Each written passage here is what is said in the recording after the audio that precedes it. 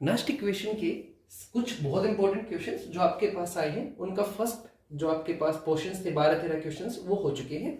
अब आप second portion के लिए आप चेक करेंगे, इसमें आपके पास डेल्टा जी नोट और केसी से रिलेटेड क्वेश्चन पूछे जाएंगे। इनके रिलेटेड कुछ छोटी सी कंसाइज रिवीजन आपके पास है। देखो एक बार जल्दी से, डेल्टा जी नोट जिसको आप मैक्सिमम वर्क डन भी कहोगे, दो फॉर्म में डिनोट होगी, एक डेल्टा जी नोट होगी, एक सिर्फ डेल्टा जी। डेल्टा जी होगी आपके पास गिब्स फ्री एनर्जी चेंज, और डेल्टा जी नोट होगी standard Gibbs free energy change. Standard में और नॉर्मल में डिफरेंस आपको पता ही है। स्टैंडर्ड के अंदर आपके पास चेंज में सिर्फ और सिर्फ क्या आएगा, जब आपके पास कॉन्सेंट्रेशन 1 यूनिट हो, टेम्परेचर 298 केल्विन हो और प्रेशर 118 हो। जबकि डेल्टा जी किसी भी कंडीशन में आ सकता है। तो डेल्टा जी का फॉर्मूला क्या रहेगा, नेक्स्ट इक्वेशन से हमने ड्राइव किया था, minus N F E nought cell. वही आपके पास इक्विलिब्रियम, क्योंकि इक्विलिब्रियम कौन से निकालने के क्वेश्चंस भी बहुत पूछे हैं, तो वहां पर आपके पास एट इक्विलिब्रियम क्या होगा, ई नोट सेल 0 हो जाएगा और डेल्टा जी भी क्या हो जाएगा, 0। ध्यान दीजिएगा, ई नोट सेल 0 नहीं होगा, ई सेल 0 होगा। स्टैंडर्ड सेल पोटेंशियल 0 नहीं होता है। इसी तरीके से आपके पास डेल्टा जी भी क्या हो जाएगा, 0, लेकिन डेल्टा जी नोट 0 नहीं होगा। अब वहां से आप कैसे केसी की वैल्यू निकालेंगे, तो केसी दो तरीके से आपसे न्यूमेरिकल में सीबीएसई पूछेगा। एक delta G nought is equal to minus 2.303 RT log KC, R universal gas constant, T temperature. Question के अंदर दोनों ही वैल्यूज गिवन होंगी, वही यूज करनी है आपको। यहां से आप इसको रिवर्स कर लो, log केसी क्या जाएगा आपके पास, हाँ जी बिल्कुल, डेल्टा जी नोट इधर गया माइनस 2.303 RT, तो केसी क्या बन जाएगा, taking anti log both side, तो log एंटी लॉग कट गया, तो इस तरफ क्या बन गया, anti log of minus delta G note 2.303 RT divide करके। ऐसे ही नेक्स्ट इक्वेशन से भी आपके पास केसी की वैल्यू निकलवा ली जाएगी। जैसे ई नोट सेल क्या होगा, ई सेल तो 0 होगा इक्विलिब्रियम पे, पर ई नोट सेल क्या होगा, ई नोट सेल होगा 0.059 बाय एन log केसी। तो आपके पास log केसी क्या हो जाएगा, N multiplied by E nought cell divide by 0.059। अब तो इसका भी एंटी लॉग ले लो, तो क्या बन जाएगा आपके पास, यहां से ये फॉर्मूला आपके पास आ जाएगा। अब थोड़ा सा ध्यान दीजिए, एंटी लॉग आपने सोल्व किया, तो एंटी लॉग सोल्व करने के बाद मान लीजिए आपकी वैल्यू आई 3.76, जस्ट इमेजिन, तो सीबीएसई आपको देगा 0.76 एंटी लॉग की वैल्यू। क्यों, क्योंकि जो पॉइंट से पहले का जो भी डिजिट है ये आपकी लॉग की प्रॉपर्टी से डायरेक्ट है। जैसे आपने ये लॉग देखा है ना, लॉग में जो भी 10 पावर होती है, जो भी पावर्स होती हैं वो आगे आ जाती है आपके पास, और जो पीछे वाला पोर्शन वो जैसे 10 पावर n, तो n log 10 बन जाएगा। एग्जैक्ट एंटी लॉग में इसका रिवर्स होगा। कैसे, आपके पास 3.76 है, तो जो भी पावर बनेगी वो बनेगी जो भी डिजिट से पहले का अक्षर है वो, तो ये बन जाएगा 0.76 का एंटी लॉग इंटू में 10⁻3। मान लो आपका आंसर आता है 1.93 माइनस, तो इसका आंसर क्या बनेगा, एंटी लॉग ऑफ 0.93, और जो भी पॉइंट से आगे की डिजिट है वो 10 की पावर में आप कर देंगे। ऐसी वैल्यू आपको शायद सीबीएसई सिर्फ यही दे, इतना पूरा का पूरा सीबीएसई वैल्यू दे देता है, वेल एंड गुड, लेकिन पूरी वैल्यू ना दे तो इस तरीके से आपको इनको सोल्व करना होगा, इस चीज का आपको ख्याल रखना है। पिछले 10 ईयर्स में जो भी अभी आप कंसेप्ट कर रहे हैं, इसके अंदर से आपके पास 8 क्वेश्चन आए हैं। मैं 3 आपको करा रहा हूं, क्वेश्चन नंबर 1, 5 एंड 8। बाकी आप प्रैक्टिस करोगे तो ऑटोमेटिक हो जाएंगे। फार्मूले वही है जो भी अभी आपने देखी है। तो सबसे पहला क्वेश्चन देखते हैं, ये कई बार आया आपके पास, Mg से Mg2 positive, Cu2 positive, Cu reaction given है आपको, सेल रोटेशन नहीं गिवन है, और आपको बता रखा है ई नोट सेल इतनी है और F की वैल्यू ये है। तो आपको इस क्वेश्चन में डेल्टा जी नोट निकालना है और इक्विलिब्रियम कांस्टेंट केसी निकालना है। तो बिल्कुल आसान क्वेश्चन है। आपके पास हर एक क्वेश्चन के अंदर बेसिक क्या रहेगा, सबसे पहला काम आप क्या करेंगे, सबसे पहले आपके पास जो भी रिएक्शन गिवन होगी आप उसको देखेंगे, नोटेशन में गिवन है तो उसकी सेल रिएक्शन बनाओ। सेल रिएक्शन बनाने के बाद जब आप उसकी सेल रिएक्शन बना चुके हैं तो उसके बाद आप ध्यान देंगे कि n की वैल्यू क्या है। n की वैल्यू कैसे आएगी, हमेशा एलसीएम लेने से। कैसे, देखो Mg से Mg2 पॉजिटिव, 2 इलेक्ट्रॉन का चेंज है, बैलेंसिंग ऑलरेडी है ही। Cu2 पॉजिटिव से Cu, 2 इलेक्ट्रॉन का चेंज है, तो जितने भी इलेक्ट्रॉन का चेंज है 2 और 2 कैल्शियम, ऑब्वियस बात है 2 ही होगा, तो तो आप एलसीएम लेके एन की वैल्यू निकालेंगे और उसके बाद डायरेक्ट फार्मूले के अंदर वैल्यू पुट करेंगे। तो सबसे पहले रिएक्शन की बैलेंसिंग, उसके बाद एन की वैल्यूज एलसीएम लेके, तीसरा फॉर्मूले के अंदर डायरेक्ट वैल्यू पुट करेंगे और आंसर आपके पास आ जाएंगे। बहुत आसान है, लॉग एंटी लॉग से नहीं डरना है, उसकी वैल्यूज पेपर के अंदर आपको गिवन होंगी हमेशा, उससे डरने की जरूरत ही नहीं, वो तो हेल्प और करेंगे आपकी, डोंट वरी। तो चलो शुरू करते हैं। सबसे पहले पहला क्वेश्चन, इसके अंदर आपको क्या निकालना है, आपको डेल्टा जी नोट निकालना है और आपके पास केसी निकालना है। तो E cell E nought cell already given है, नहीं दिया होता तो E nought cathode minus E nought anode करके वो भी आप निकाल लेते। तो डेल्टा जी नोट का formula direct minus N F E nought cell, E nought cell luckily आपको गिवन है क्वेश्चन के अंदर, एन की वैल्यू एलसीएम ले लो, दो का एलसीएम 2 ही आएगा, तो 2 मल्टीप्लाइड बाई एफ की वैल्यू 96500 इनटू में ई नोट सेल 2.71। आगे जी बिल्कुल सिंपल है। केसी वाले में आपको थोड़ा सा अपना दिमाग यूज करना पड़ेगा। क्या रहेगा केसी की value, E nought cell is equal to 0.059 by कितना हो जाएगा एन, एन की वैल्यू 2 लॉग ऑफ केसी। अब ई सेल की वैल्यू तो आपके पास ऑलरेडी है ही, कितनी है 2.71 is equal to 0.059 divided by 2 log KC. क्या हो जाएगी 2.71 मल्टीप्लाइड बाई 2 डिवाइडेड बाई 0 लगानी भूल गए, 0.059 is equal to log of KC. तो आपके पास केसी की वैल्यू क्या आ जाएगी, exactly anti log of 2.71 multiplied by 2 divided by 0.059। बिल्कुल सिंपल, और ये वैल्यू आपको गिवन होगी, जो आप कैलकुलेट करके लेके आओगे वो वैल्यू आपको गिवन होगी। लो जी, फिर ये 3 मार्क्स, बिल्कुल सिंपल, जिसको आप सबसे डिफिकल्ट मानते हो, डायरेक्ट फार्मूले वैल्यू पुट की, सब कुछ दे रखा है, क्वेश्चन सॉल्व हो जाएगा। अब एक बार 8th करके देखते हैं, क्योंकि 5वां क्वेश्चन सीबीएसई का सबसे अच्छा क्वेश्चन है, देखते हैं। तो अब आप एक बार फटाफट से बाकी क्वेश्चनों को भी देख लो।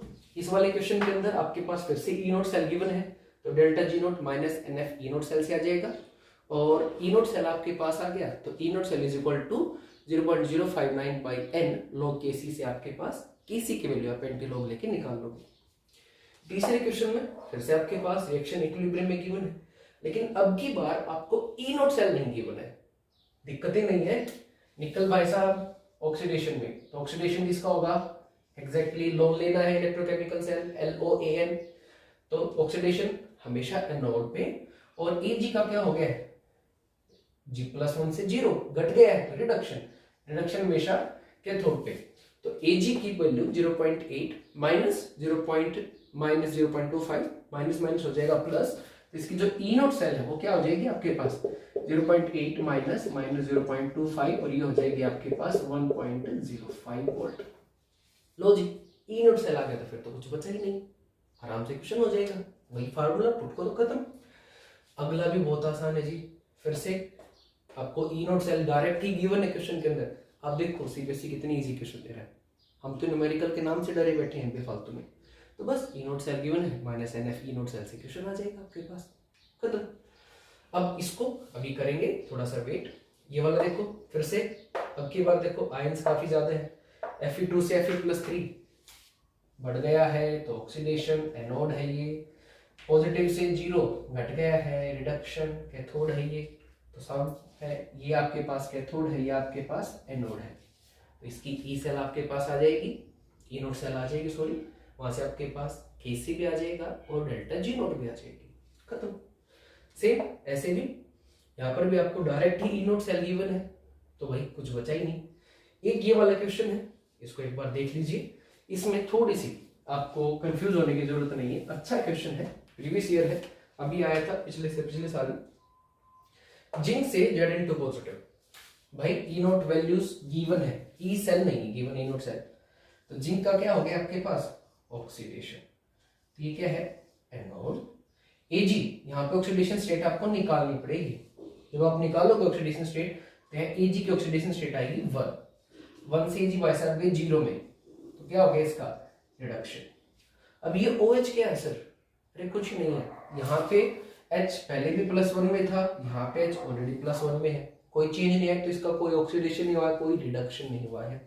सिमिलरली ऑक्सीजन यहाँ -2 में था, यहाँ इसकी ऑक्सीडेशन स्टेट -2 ही है, निकाल के कैलकुलेट कर सकते हो आराम से, 11th क्लास का कंसेप्ट है, सिंपल सा।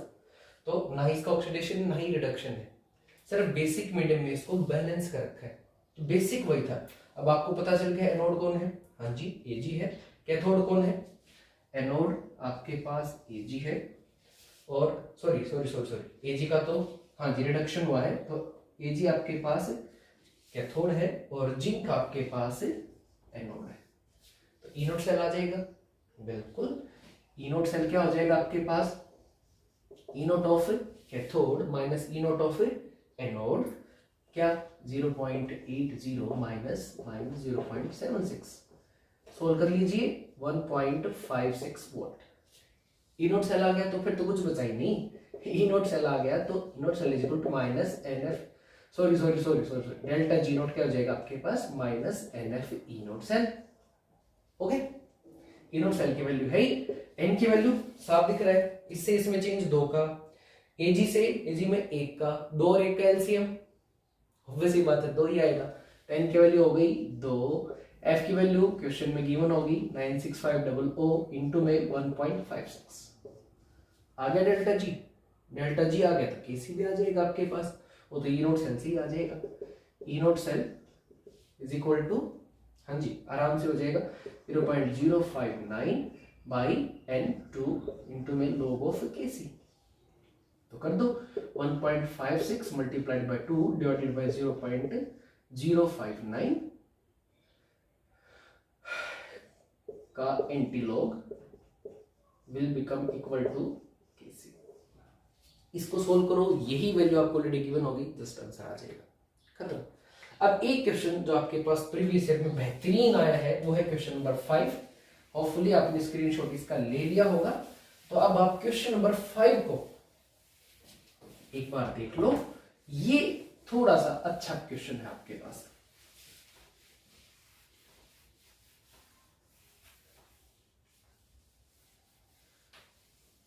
देखो क्वेश्चन नंबर 5 सबसे बेहतरीन क्वेश्चन आपके पास, 2 मोल ऑफ आपके पास AgCl है। तो पहला काम तो वही बेसिक तो छोड़ना ही नहीं है आपको, क्या पहले ये पता करो ना किसका ऑक्सीडेशन किसका रिडक्शन, रिएक्शन बैलेंस है या नहीं है, ये तो बेसिक दोनों बातें। तो भाई रिएक्शन तो ऑलरेडी बैलेंस है, 2Ag 2H भाई 2Cl। दूसरा काम हमें ये पता करना है ऑक्सीडेशन किसका और रिडक्शन किसका, दैट्स इट, बैलेंसिंग है। तो Ag यहाँ पर आप ऑक्सीडेशन स्टेट निकालोगे तो +1 से गया 0, तो Ag भाई साहब का हो गया है रिडक्शन, जिसका रिडक्शन होता है वो क्या होते हैं आपके पास है, हाँ जी बिल्कुल कैथोड। अब ऑक्सीडेशन किसका हुआ है, क्लोरीन यहाँ -1 में थी, यहाँ भी -1 में है, neither oxidation no reduction. Hydrogen elemental form में है यानी 0, और यहाँ किस में गया आपके पास +1, तो हाइड्रोजन भाई साहब का हो गया ऑक्सीडेशन, और ऑक्सीडेशन रहती है क्या बन गया आपके पास एग्जैक्टली एनोड। अब आपके पास कैथोड एनोड पता चल गया, क्या करें फिर कैथोड एनोड का, वो तो चाहिए नहीं। अब की बार आपको डेल्टा जी नोट गिवन है क्वेश्चन के अंदर, और आपसे ई सेल पूछ रखा है, बड़ा प्यारा क्वेश्चन है। तो यहां से आप फार्मूले पे आइए प्लीज, आपको डेल्टा जी नोट गिवन है, तो डेल्टा जी नोट से आपके पास क्या आ जाएगा -NF ई नोट सेल, ठीक है जी। डेल्टा जी नोट से आपके पास क्या आ जाएगा -NF ई नोट सेल, कितना आएगा, डेल्टा जी नोट की वैल्यू कितनी है -43600, एन की वैल्यू कितनी है, Ag का चेंज 1, हाइड्रोजन का चेंज 1, नेट इलेक्ट्रॉन चेंज 2, कैसे आप ध्यान देना बेटा, Ag +1 से 0 1 का चेंज आया, हाइड्रोजन 0 से +1 1 का चेंज आया, लेकिन वो 1 का चेंज एक एटम के लिए है। बैलेंस रिएक्शन में Ag कितने हैं 2 के इलेक्ट्रॉन चेंज 2 का, हाइड्रोजन कितने हैं 2, तो इलेक्ट्रॉन चेंज कितने का 2, तो भाई दोनों के अंदर ऑक्सीडेशन स्टेट का चेंज है एक इलेक्ट्रॉन का, लेकिन ध्यान से टोटल इलेक्ट्रॉन चेंज बनेगा 2 का, क्योंकि वो पर एटम चेंज 1 का है, लेकिन बैलेंसिंग के बाद एटम बन गए 2, 3 बन जाते तो इलेक्ट्रॉन चेंज 3 का आता है बेटा जी। तो ये ध्यान दीजिएगा, तो एन की वैल्यू बन जाएगी आपके पास 2 × 96500 इंटू में ई नोट सेल, तो यहां से आपके पास ई नोट सेल आ जाएगा 43600 डिवाइडेड बाई 2 इंटू 96500। सोल्व कर लीजिएगा, आराम से सोल्व हो जाएगा। अब हमें क्या निकालना है, ई सेल। आ जाओ जी, लास्ट इक्वेशन यूज करेंगे। ई सेल क्या होगा, E nought cell minus 0.059 divided by N log of QC. सबकी कंसंट्रेशन गिवन है भाई, सबकी, तो फिर तो कोई दिक्कत ही नहीं है। ई सेल निकालना है, कोई दिक्कत नहीं। ई नॉट सेल यहां से आ गया, मान लो इस वैल्यू को आपने मान लिया, आपने निकाल लिया, ये वैल्यू आई X minus 0.059 by N. N की वैल्यू अभी निकाल के लेके आए थे, बिल्कुल दो थी, very good. Log QC, QC मतलब multiplication of concentration of product each raise to power stoichiometric coefficient. Product की कंसेंट्रेशन की मल्टीप्लीकेशन हर एक की power is to stoichiometric coefficient. कर लो, क्या जाता है, कुछ भी नहीं। तो कितना हो जाएगा आपके पास, Cl 0.1 स्क्वायर मल्टीप्लाइड बाई आपके पास H कितना हो जाएगा 0.1 स्क्वायर। Ag तो एलिमेंटल फॉर्म में है, 0 रहेगी, डिवाइडेड बाई H2 180, कोई दिक्कत नहीं है। AgCl सॉलिड, कोई दिक्कत नहीं है। कर लो सोल्व, खत्म। x minus 0.059 by 2 log of 0.1 का स्क्वायर 0.1 का स्क्वायर, टोटल ये बन जाएगा 10⁻⁻2 10⁻⁻2, तो टोटल बन जाएगा 10⁻⁻4 मल्टीप्लाई होंगे जी। अब सॉल्व कर लो लेग की पावर लगा के, क्या आ गया आपके पास, x माइनस 0.059 बाई 2 इंटू में लॉग तो था ही, सॉरी लॉग की पावर आपको बताइए, पावर आगे आ जाती है, तो कितना -4 log 10। log 10 is already always 1, तो पुट कर दो, माइनस माइनस हो जाएगा प्लस, 2 से गया 4, log 10 1 हो गया जी आंसर। तो जो भी आपके पास यहाँ एक छोटी सी कैलकुलेशन जो यहाँ ये है, सिर्फ वही करनी है, अदरवाइज क्वेश्चन तो खत्म था। That's it. तो इस तरीके से आपके पास आराम से शांति से इस टॉपिक के क्वेश्चंस हो जाएंगे। एक बार अगर आपको देखना हो तो देख लीजिए, कोई डाउट होता पूछ सकते हैं।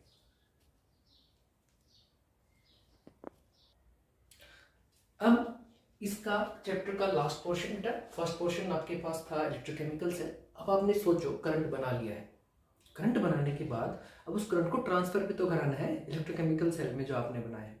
तो उस करंट को ट्रांसफर करा तो आपका मेन टारगेट रहेगा आपके पास रेजिस्टेंस कम से कम रहे, आपका करंट मैक्सिमम से मैक्सिमम पहुंचे जहां तक आपको पहुंचाना हो। तो उसके लिए आपके पास कुछ छोटे छोटे से टिपिकल पैरामीटर्स हैं जो आपको पता होने चाहिए, जो बार बार आपके पास क्वेश्चनों में यूज होंगे, जैसे कि resistance, resistivity, conductance, conductivity, resistivity और कंडक्टिविटी। रेजिस्टिविटी का एक और नाम है स्पेसिफिक रेजिस्टेंस और कंडक्टिविटी का एक और नाम है specific conductance. G star cell constant, lambda M molar conductance, lambda E cube equivalent conductance, lambda M nought या lambda M infinity molar conductance at infinite dilution, lambda C positive cation के लिए, lambda ई negative anion के लिए, that is ionic conductance और आयनिक mobilities. ये word use होंगे सारे के सारे। अब बारी बारी सबको समझ लेते हैं। तो रेजिस्टेंस क्या है, डेफिनेशन के तौर पे आपको हो तो it is the tendency to repel. कितनी रिपल्शन होगी, मतलब जब करंट जाएगा तो उसके अंदर आपके पास आयंस को कितना रिपल्शन फेस करना होगा, दैट इज द रेजिस्टेंस।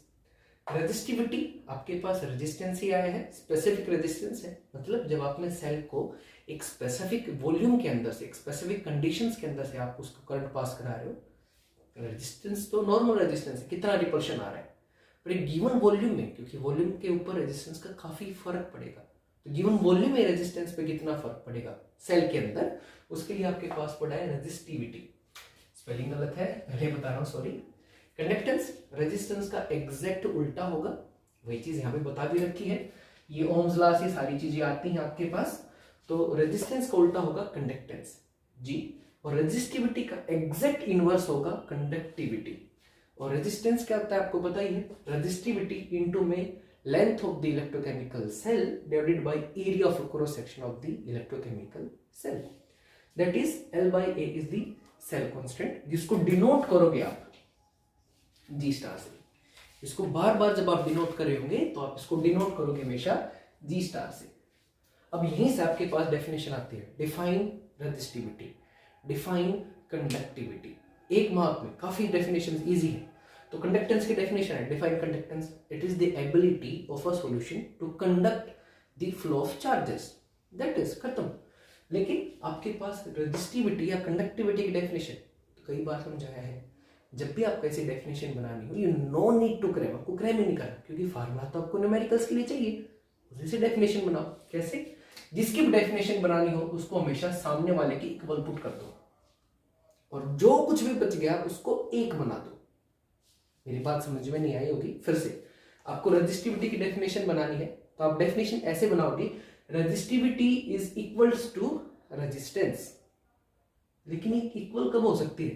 तभी जो कुछ बच गया ये क्या हो जाए, एक, तभी तो हो सकता है। तो आप क्या लिखोगे, resistivity is defined as the resistance when the cell constant is unity. L/A cell constant है ना, तो when cell constant is unity. और बेटर तरीके से डिफाइन करना हो, सर मेरे को G स्टार सेल कांस्टेंट नहीं करना, और तरीका भी है, देखो, resistivity is defined as the resistance when the cell length is 1 unit and its area of cross section is unity. 1 लिखो या यूनिटी, बात एक ही है। तो इस तरीके से भी आप डेफिनेशन इसकी दे सकते हो, फार्मूले से ही डेफिनेशन। तो जिसकी डेफिनेशन लिखी नहीं उसको सामने वाले के इक्वल पुट कर दीजिए। ऐसे ही डिफाइन कंडक्टिविटी 5-6 बार आ चुका है। डिफाइन कंडक्टिविटी सिर्फ एक नंबर में क्या लिखोगे, तो पहले इसको डिराइव कैसे किया है वो देख लो। रेजिस्टेंस को उल्टा, ऊपर से रेजिस्टिविटी, ठीक है जी।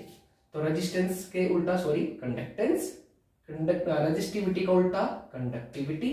L/A को ऐसे रख लिया, वो तो है ही cell constant, G star same रहेगा। तो भाई आपके पास इसको इस तरफ ले गए, इसको इस तरफ ले आए, तो क्या बन गया, कंडक्टिविटी, जिसको क्या बोलते हैं, कापा। क्या बोलते हैं इसको, कापा। तो कंडक्टिविटी, ठीक है जी, या specific conductance is the multiplication of conductance and the cell constant. अब फिर से डेफिनेशन बनानी है तो क्या बना सकते हो, conductivity exactly is equals to conductance when the cell constant is 1, या फिर conductivity is equals to the conductance, या conductivity is the conductance when the cell having unit length and its area of cross section is also unity. खत्म। जैसा मन करे आपकी मर्जी, आप बना सकते हैं। तो ये थे आपके पास स्टार्टिंग के कुछ टर्म्स। अब आओ आगे, लैम्डा एन। देखो कई सारे टर्म्स हैं, ये खाली कंडक्टेंस था, ये था स्पेसिफिक कंडक्टेंस। गिवन कंडीशंस के अंदर किसी वॉल्यूम की कितने कंडक्टिंग आयंस हैं, दैट इज कंडक्टिविटी। किसके पास कितने आयंस हैं, दैट इज कंडक्टेंस। ठीक है जी। मान लो आपके पास एक कोई भी सब्सटेंस है, उसके अंदर 100 आयंस है, ठीक है, आपने करंट पास किया, 100 के 100 आयन करंट को लेके जाने लगे, लेकिन आपने उस सॉल्यूशन के अंदर थोड़ा सा वॉल्यूम और बढ़ा दिया, थोड़ा सा और बढ़ा दिया। मान लो वॉल्यूम पहले 2 लीटर था, 2 से बढ़ा के आपने 5 लीटर कर दिया, तो हर 1 लीटर के अंदर टोटल कंडक्टिंग आयंस कितने होंगे, that is the conductivity. Ions कितने हैं पर लीटर कितने हैं, वो फर्क है आपके पास इलेक्ट्रोकेमिकल सेल के अंदर। अब मोलर कंडक्टेंस, ये भी एक डेफ टर्म है जो किसके इक्वल होगा मैथमेटिकली, 1000 इंटू में कापा कंडक्टिविटी डिवाइडेड बाय मोलैरिटी। अब आपको पूछना हो भाई डेफिनेशन बनाओ, व्हाट इज मोलर कंडक्टेंस, ये भी पेपर में आया हुआ है सीबीएसई में। तो इट इज डिफाइंड एज, या मोलर कंडक्टिविटी या molar conductance is equals to the conductivity when concentration is unity 1। खत्म डेफिनेशन। क्या, molar conductance is equals to the conductivity when concentration molarity is 1।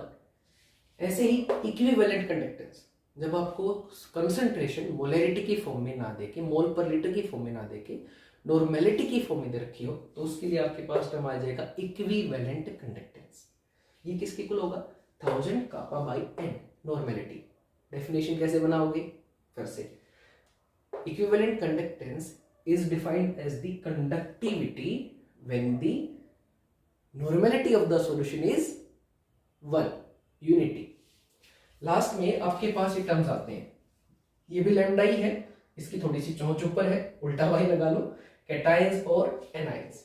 इस केस में आपके पास value क्या रहेगी, इस केस में आपके पास ये आयनिक, किसी भी इलेक्ट्रोलाइटिक सॉल्यूशन के अंदर कितने आयंस होंगे, वो होंगी उनकी आयनिक कंडक्टिविटी।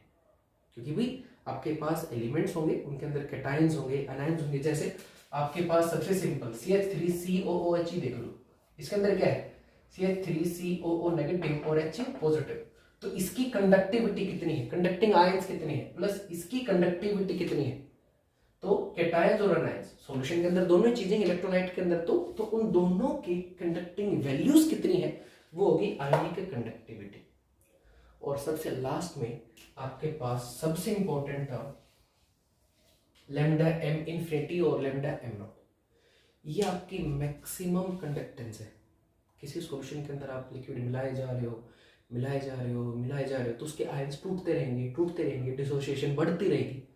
तो मैक्सिमम डिसोसिएशन कितनी हो सकती है, that maximum dissociation, molar conductance maximum कितना है, दैट इज दी आपके पास लैम्डा एम इन्फिनिटी और लैम्डा एम नॉट।